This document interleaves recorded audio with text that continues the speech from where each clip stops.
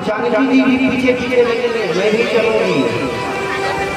राम कहते हैं नहीं सीते, तुम यही तुम वन में कैसे रह पाओगी? इस राजमहल के सुख वैभव को छोड़ करके वन में तुम्हारी आदत नहीं है, तुम नहीं रह पाओगे। और फिर वनवास तो मुझे केवल मुझे राम को मिला है, तो मैं अकेला ही बन जाऊंगा, मेरे साथ और कोई नहीं रहेगा। श्री लखनलाल देख रहे हैं कि जब माँ को ही आज्ञा नहीं मिल रही है जाने की, तो मुझे कैसे मिलेगी, यही सोच रहे हैं। और मन में विचार कर रहे हैं मैं तो भैया को छोड़ ही नहीं पाऊंगा, मैं तो मर जाऊंगा।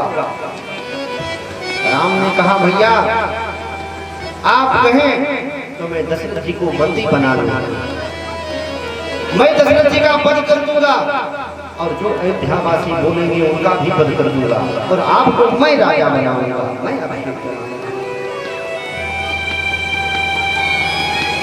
राम जी कहते हैं लखन आप होने की आवश्यकता नहीं, आप शांत। पिताजी के प्रति तुम्हारे मन में ये बात आई कैसे कि तुम पिताजी का वध कर दो? अगर यही तुम्हारी सोच है तो मैं तुम्हारा परित्याग कर रहा हूँ। इतना कहते ही लखन चरण में गिर जाते हैं।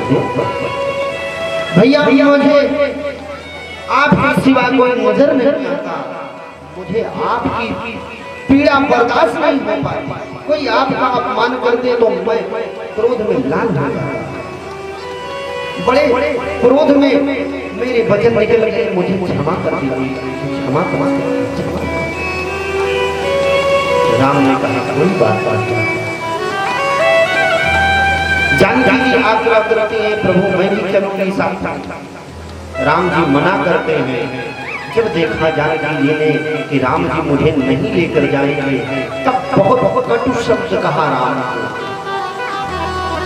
बहुत बड़ा अपराध कर दिया जानकी जी ने राम का। क्या कहा? किमुत्वा मन्यत वैदेहा पिता में मिथिलाधिपः राम जामातरम प्राप्य स्त्रियं पुरुष विग्रहम्। राम मेरे पिताजी क्या सोचेंगे कि जो मेरा जामाता जमाई राम है वो देखने में तो पुरुष है, स्वभाव से स्त्रीवत है, वो मेरी बेटी की वन में रक्षा नहीं कर सकता, इसलिए नहीं लेकर गया। इसलिए मैं भी आपके साथ चलूंगी। मैं आपका अपमान कैसे सहन कर सकूंगी? मुझे कोई साथ ना चलेगा। कोई ये कहे कि हमारे राम पौरुषहीन है तो मुझे कैसे बर्दाश्त हो? मैं आप पर कोई लक्षण नहीं लगना देना चाहता, मुझे कोई साथ में चले, मैं आपके पीछे पीछे चलूंगा। इतने में राम जी कहते हैं ठीक सीधे चलो। सीता जी को जब आज्ञा मिल गई वन चलने की, तब लखनलाल भी कहे भैया मैं भी चलूंगा। राम जी ने कहा मेरी तरफ से तो आज्ञा है, जाओ अपनी माँ सुमित्रा से पूछ कर आओ। दौड़ते हुए बहुत प्रसन्न है, दौड़ते हुए गए लखनलाल और अपनी मैया से कहा मैया मैं तो राम के साथ बन जा रहा हूँ। सुमित्रा मैया ने क्या कहा लखन को कि ये बात यहाँ पूछ में आने की क्या आवश्यकता था? आज से यही जानना चाहिए तुम्हें कि तुम्हारे पिता राम है और माता जानकी है, वही जानकी से पूछ लेना चाहिए। और मैं तो तेरी माँ होने के नाते तुझे यही कहूंगी पुत्र कि जहाँ राम है ना वही अयोध्या है, जहाँ राम तुम जाओ राम के साथ जाओ और उनकी सेवा करो। लखनलाल राम जी के साथ तैयार हुए महल के बाहर निकले तीनों। अब कैकेयी की मनोदशा देखी। कभी कभी व्यक्ति इतना नीचे गिर जाता है, इतना नीचे गिर जाता है कि मानवता भी खत्म कर देता है। थाली में सजा करके कैकेयी मैया चीर वलकल लेकर आती है। राम जी के लिए चीर वलकल, लखन के लिए और सीता के लिए भी, और सीता जी को दे देते हैं। इसलिए निष्ठुरता कि सीते ये चीर वलकल तुम ले लो और वहां, और राम लक्ष्मण के लिए चीर वलकल पहुंच जाएगा। गुरुदेव वशिष्ठ जी खड़े थे, उनसे रहा नहीं गया। उन्होंने कहा, कैकेयी तूने वनवास केवल राम को दिया है, तो सीता अपने आभूषणों को क्यों उतारे? सीता अपने आभूषणों के साथ ही जाएगी। लेकिन वहां पर जानकी जी का बड़ा सुंदर वचन है। जानकी जी ने कहा, गुरुदेव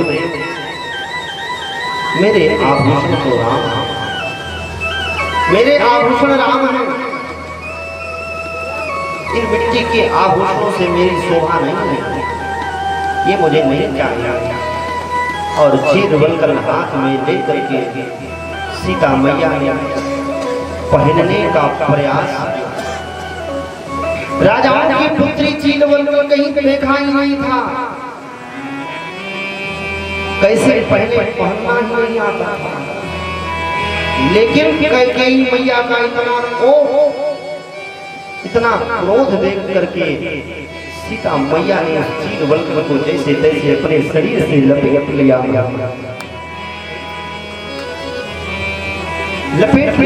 डर की मारे।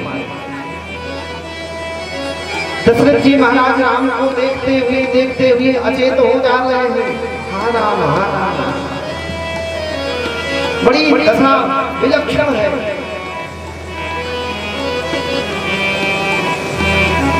दशरथ जी महाराज कैकेयी से कह रहे हैं, रोक ले राम को, रोक ले। यदि अयोध्या का सूर्य चला गया तो यहाँ का सूर्य हमेशा के लिए डूब जाएगा। लेकिन कैकेयी ने जाते जाते ही शब्द ही कहा।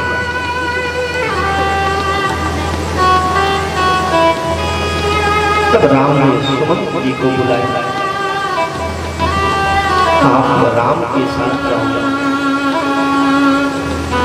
दिव्य रथ में बिठाकर राम को लेकर जाओ, 2-4 दिन वन दिखा करके वापस लाना। ठीक है। राम को रथ में बिठाया और दक्षिण दिशा की तरफ अयोध्या से रथ को चला दिया। ऐसे लगा प्राण आगे आगे जा रहा है और पीछे पीछे उस प्राण की आत्मा भी जा रही है। प्राण कौन है? राम है। उस प्राण के भीतर की सूक्ष्म आत्मा अयोध्या वासी दशरथ जी महाराज, वहां की प्रेम करने वाली राम से प्रजा है, वो भी पीछे पीछे लग गया। राम जी अयोध्या से निकले, दशरथ जी महाराज निहारते रहे जब तक राम दिखे। राम के रथ का जब तक ध्वज दिखा, देखते और जैसे ही ध्वज ओझल हुआ, पुनः दशरथ जी गिर पड़ते हैं।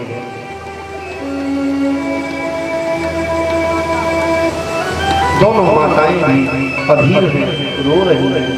दशरथ जी के पास ही बैठे। रथ आगे बढ़ा, तमसा के तट पर आकर के सायंकालीन विश्राम हुआ। राम जी उस दिन पहली बार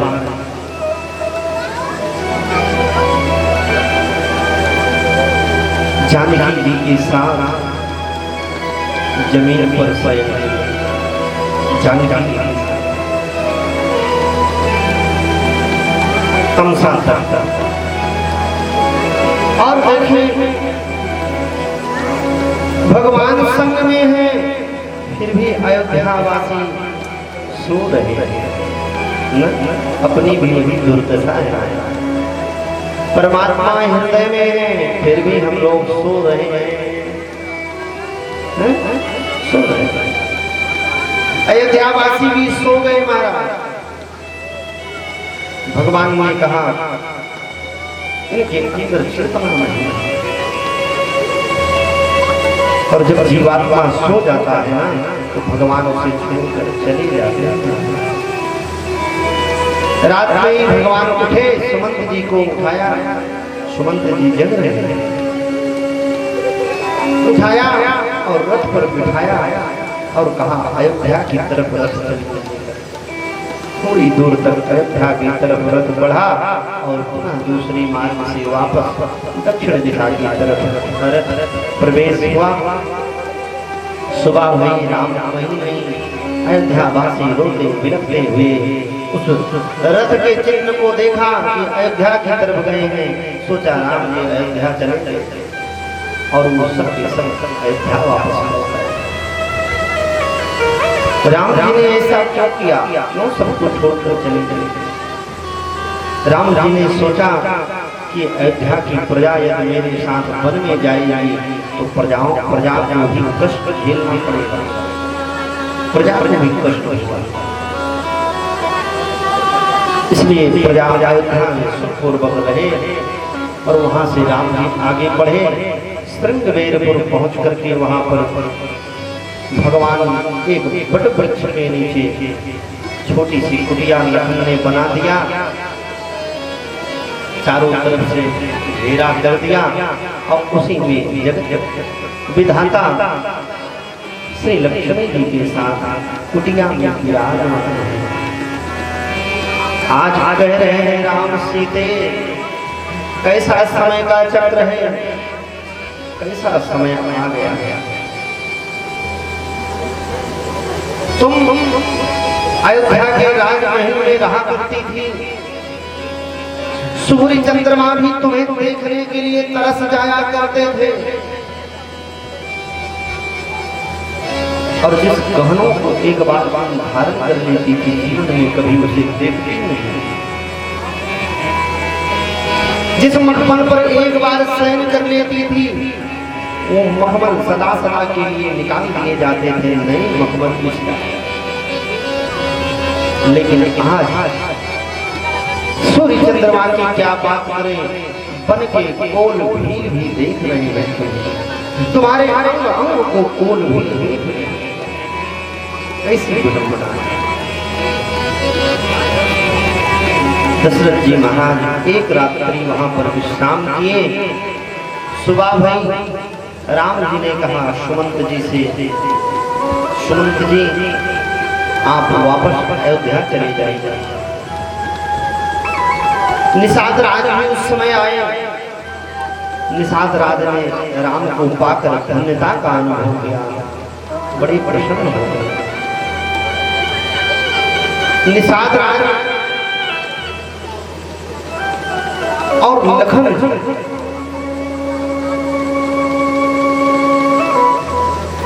राम के अनन्य भक्त। राम जी जब शयन कर रहे थे ना तो निषाद राज में सोचा कि ये लक्ष्मण जो है तो शत्रुघ्न का भाई है? हो सकता है भारत से मिल करके ये बन आया हो किसी कारणवश, राम जी सो रहे हो तो उन पर प्रहार कर देंगे। और लखन जी क्या सोच रहे हैं, है तो कौन भी, इसका क्या भरोसा है। काश मैं भी सो जाऊं तो ये निषाद राज भैया को कष्ट पहुंचा। इसलिए दोनों भक्त धनुष बाण लेकर एक दूसरे को ताकते रहे, रात भर खड़े रहे दोनों देखते। आज विडंबना देखते, समय का समय बहुत बलवान है माना, किसी को कुछ भी करा सकता है। हो रहा था राज्याभिषेक की तैयारी हो गई, मन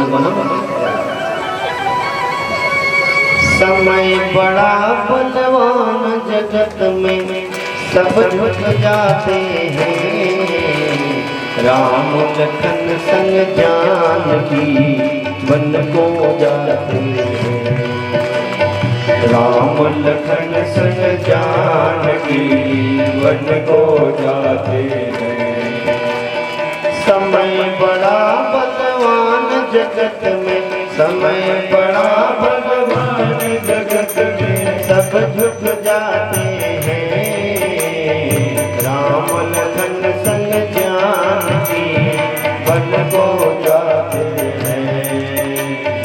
राम लखन संग जानकी वन को जाते हैं। समय हंसाता समय रुलाता समय की है बलिहारी। समय हंसाता समय रुलाता समय की है बलिहारी।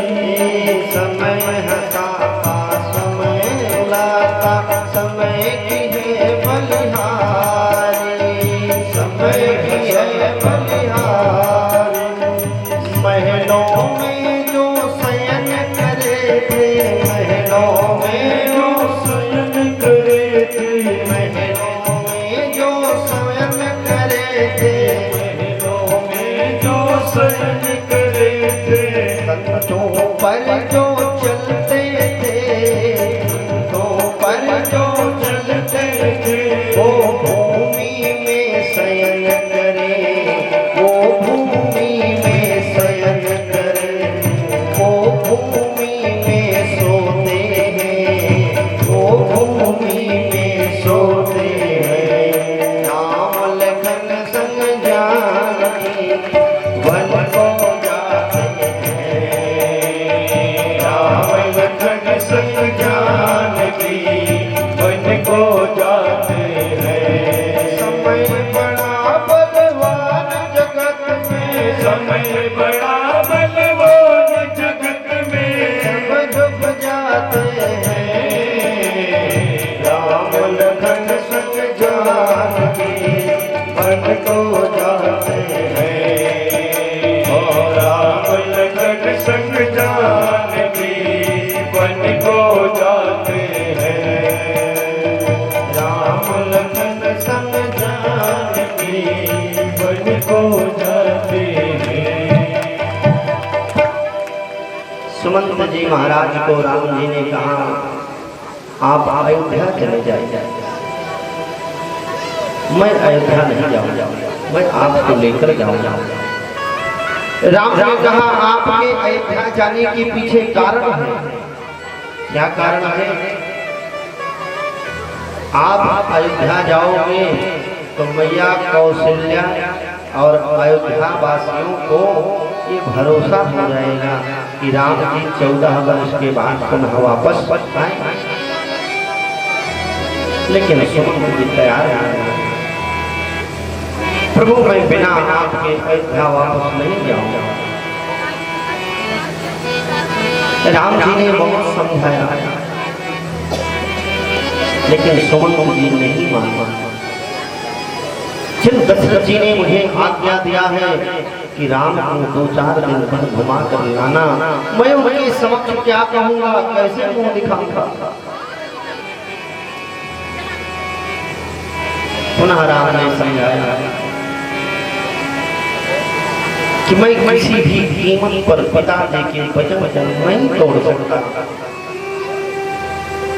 सुमंत जी ने भी कहा, यदि आप अपने वचन को नहीं तोड़ सकते राघव, तो मैं भी तुम्हें वचन दे रहा हूँ कि मैं अपने रथ को लेकर अग्नि में प्रवेश कर जाऊंगा, प्राण त्याग कर दूंगा, जल करके दग्ध हो जाऊंगा, भस्म हो जाऊंगा, लेकिन वापस अयोध्या नहीं जाऊंगा।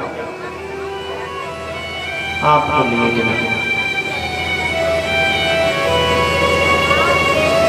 राम जी ने कहा, सुमंत जी आपको जाना पड़ेगा, क्योंकि मैं 14 वर्ष के पहले अयोध्या वापस नहीं जाऊंगा। और यदि आप भी नहीं गए तो दशरथ जी महाराज को बहुत कष्ट होगा। वो जीवन भर यही सोचते होंगे कहाँ है कहाँ नहीं है, यही सोचते थे। आप जाइए, आप जाएंगे तो पिताजी को संतोष होगा। सुमंत जी महाराज बहुत समझाते हैं राम को, लेकिन अंत में राम जी ने अपना सौगंध देकर के सुमंत जी को वापस किया। जाते समय सुमंत जी से कहा, मेरा पिताजी से निवेदन कर देना कि पिताजी इसमें कैकेयी का कोई दोष नहीं है, ये सब विधाता का चक्र है।